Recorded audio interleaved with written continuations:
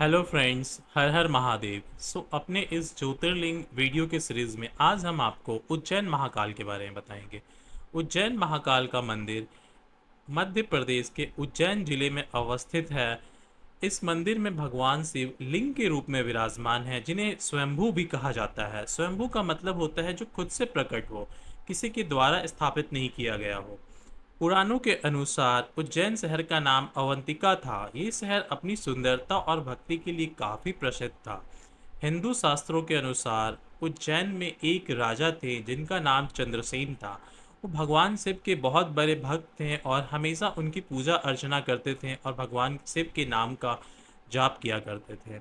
एक बार एक किसान का लड़का जिसका नाम शेखर था, वो राजा के महल के पास घूम रहा था। उसी वक्त उसने भगवान शिव के नाम का जाप सुना, ओम नमः शिवाय, जो राजा चंद्रसेन कर रहे थे। इसे सुनने के बाद वो इसकी तरफ बढ़ने लगा ताकि वो राजा के साथ भगवान शिव की प्रार्थना कर सके, पर राजा के जो गार्ड थे उन्होंने शेखर को सिटी से बाहर करवा दिया और क्षिप्रा नदी तक उसे छोड़ा है। उसी वक्त उज्जैन के पड़ोसी राज्य के राजा जिनका नाम रिपु दमन था और सिंहादित्य था, उन्होंने उज्जैन पे हमला करने का प्लान बनाया और उन्होंने निर्णय किया कि उज्जैन पे हमला करके यहाँ की सारी संपत्ति लूट ली जाएगी। इस खबर को सुनकर शेखर और उज्जैन के एक और पुजारी जो भगवान शिव के भक्त थे, वृद्धि, दोनों क्षिप्रा नदी के किनारे आए और भगवान शिव की पूजा करने लगे। पड़ोसी राज्य के दोनों राजाओं ने एक और राक्षस राक्षस दुशासन के साथ मिलकर, जिसे ब्रह्मा से वरदान मिला था ताकि उसे कोई देख ना सके, इन तीनों ने मिलकर पूरे उज्जैन सिटी पे हमला किया और पूरी तरह से सिटी को, और कह सकते हैं उज्जैन शहर को, तहस नहस कर दिया और यहाँ की पूरी संपत्ति लूट ली।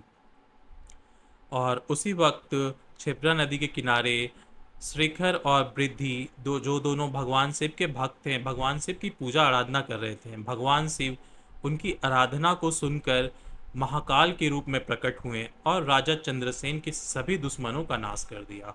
फिर शेखर और वृद्धि के अनुरोध करने पर शिव भगवान शिव शहर में निवास करने और राज्य के मुख्य देवता बनने और अपने दुश्मनों के खिलाफ इसकी देखभाल करने और सभी भक्तों की रक्षा करने के लिए सहमत हुए। सो शेखर और वृद्धि दोनों ने भगवान शिव से अनुरोध किया कि वो इस शहर के मुख्य देवता बने और इस शहर को उनके दुश्मनों से बचाएं। तो भगवान शिव उनका अनुरोध मानकर इन चीज़ों के लिए सहमत हो गए। उस दिन से शिव अपने प्रकाश के रूप में, महाकाल के रूप में एक लिंगम में रहने लगे, जो शिव और उनकी पार्वती की शक्तियों से स्वयं बना था। किसी भी इंसान या किसी भी देवी देवताओं ने इन्हें स्थापित नहीं किया था। भगवान शिव खुद वहाँ पे रहने का निर्णय लिए अपने भक्तों की बात को मानकर और ज्योतिर्लिंग के रूप में वहाँ पे स्थापित हो गए।